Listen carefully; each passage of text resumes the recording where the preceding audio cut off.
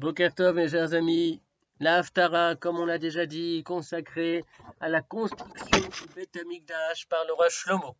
Disons un mot du toit du sanctuaire, qui était composé de deux couches d'éléments, puisque le texte nous dit que la première couche était composée de Gevim.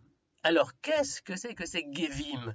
Selon Rashi, il s'agit de briques creuses telles des demi-roseaux. Pour le Gaon de Vilna également, ces Gevim étaient disposés tels des voûtes en pierre. La seconde couche du toit du sanctuaire était faite de panneaux de cèdre, Érez, le cèdre.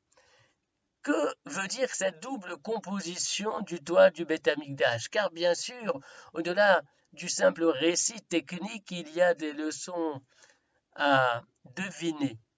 C'est que lorsqu'on regarde le ciel, on ne voit rien. Si, bien sûr, on voit les nuages, on voit les étoiles, mais de spirituel, on ne voit rien. Le ciel est vide, pas d'anges, pas de morts dont on nous dit qu'ils vivent. C'est le creux des briques et c'est le vide des voûtes.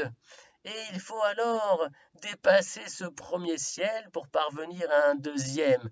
Deviner un second ciel où le tzaddik s'élance tel un cèdre, pour reprendre l'expression du psaume du Shabbat.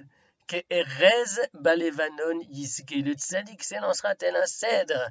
En fait, la première couche, elle est de pierre, minérale, silencieuse donc. La seconde, elle est végétale, c'est le cèdre, elle croît et grandit, se développe et s'épanouit.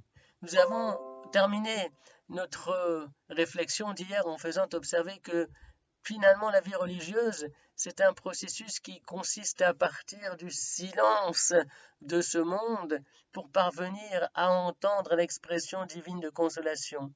De la même manière, ici, on dirait que toute la vie religieuse, c'est également un cheminement qui part d'une absence apparente et qui parvient à une présence évidente.